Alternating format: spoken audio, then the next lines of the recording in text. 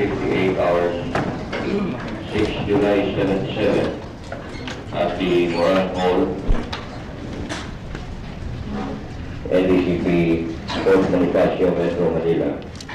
The President, the law member, and all the members of Military Commission Number 2 are present. The Trial Counsel, Court Trial Counsel, and the Assistant Trial Counsel are present. The two Military Defense Counsels are present. The stenographers and the interpreters are present. The accused Ninoy Aquino Jr. is present. The other two accused, Victor Corpus and Bernabe Buscaino, are absent, having waived their appearances.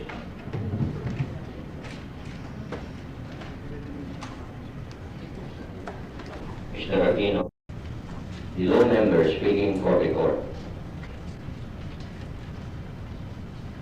stated, and we quote, after the recess and upon consultation with each other, referring to these members of the Military Commission, the President of this Commission has directed me to announce that this case is scheduled for hearing on Wednesday, July 6 at 9:30 a.m. in the same place.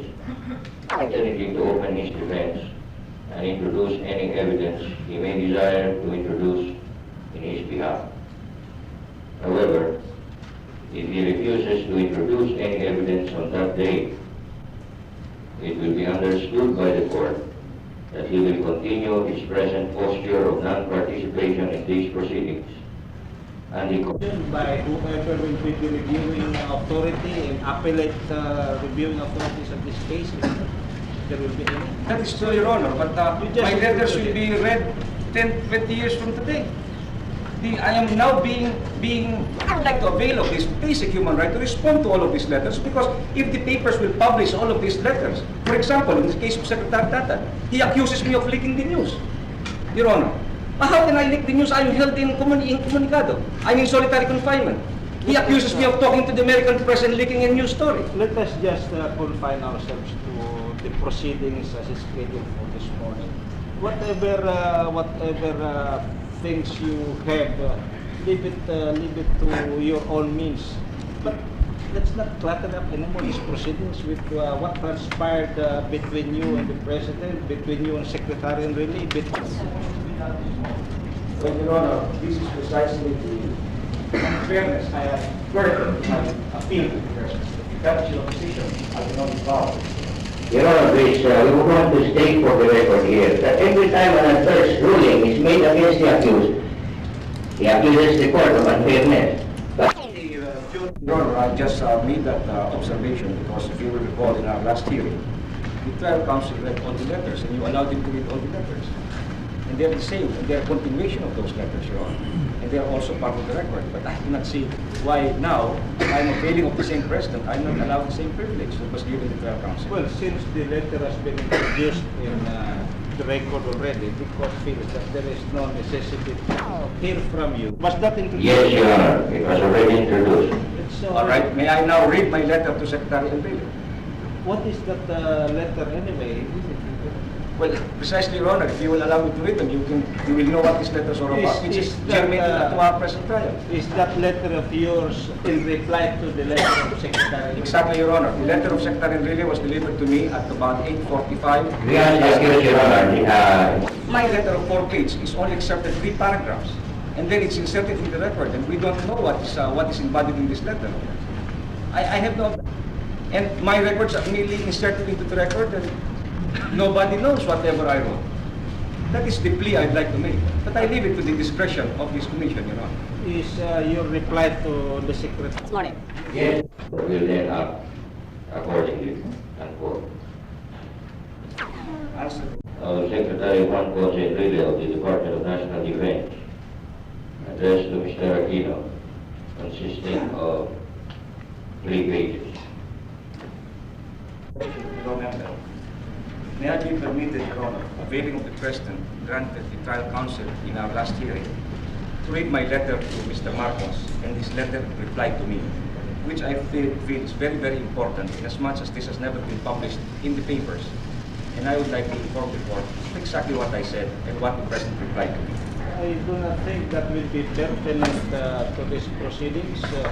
Whatever transpired between, whether you desire to, Court, the letter of Secretary Enrile to me, which and my answer to him. which likewise was also introduced into the record.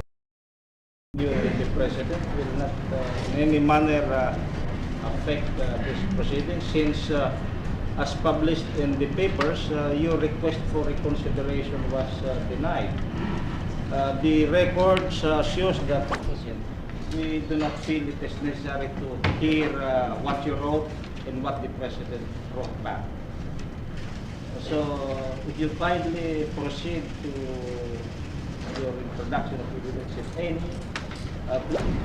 Well, you asked the court to introduce or submit a memorandum of authorities, which this court granted, which unfortunately you have long delayed in submitting to this court.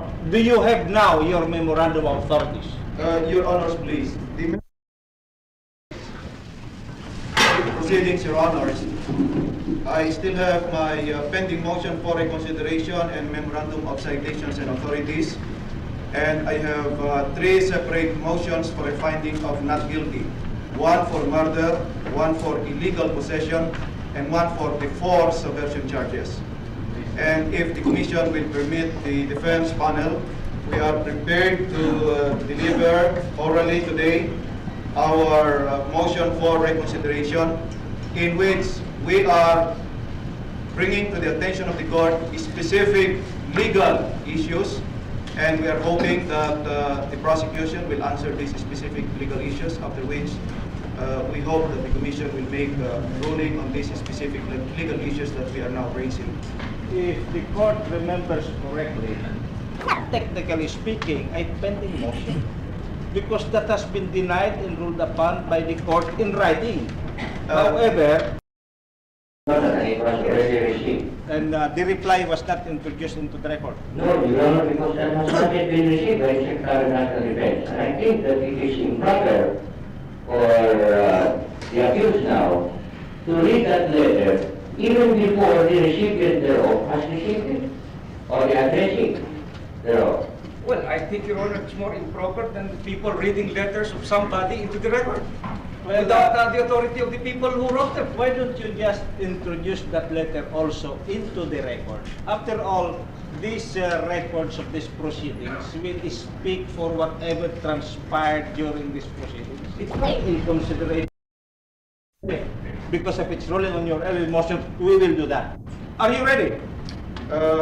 We are asking Your Honors for 15 days to consolidate all of the motions for a finding of not guilty. We are ready to submit orally today and even in writing our motion for reconsideration.